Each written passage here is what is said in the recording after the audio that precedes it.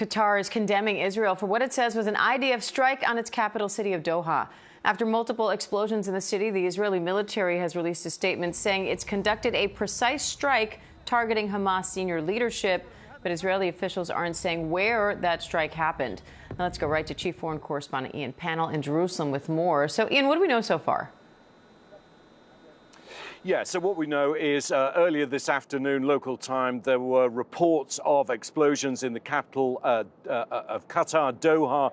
We saw plumes of black smoke rising up into the sky. We then had this slightly unclear statement from the IDF saying that they conducted a precise strike targeting, quotes, the senior leadership of the Hamas terrorist organization, but as you said yourself, without saying exactly where that happened. But it didn't take very long for the Qataris themselves to issue a statement, the Qatari Foreign Ministry, saying that the country condemns in the strongest terms the cowardly Israeli attack targeting the residential headquarters of several members of the Hamas political bureau in the Qatari capital, Doha. Why Doha? Well, Hamas has used it as a political base for many, many years now. It's also where the negotiating teams have been based for not just Hamas, but obviously the Qataris, but also the Americans and the Israelis have been traveling back and forth to Qatar and engaged in those discussions.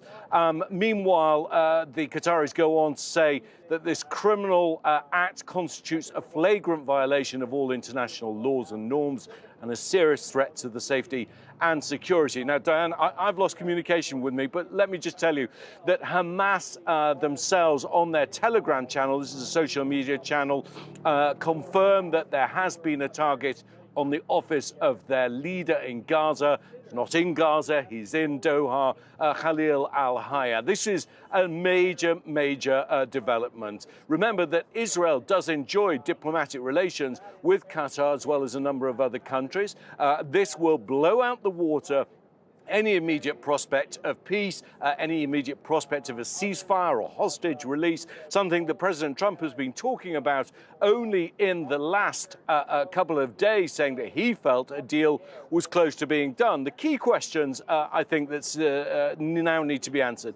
Firstly, who, if anyone, was killed in this strike and what impact will it have on Hamas leadership? Was the United States notified? In which case, how does it think that there is any kind of credible negotiations or peace deal to be done?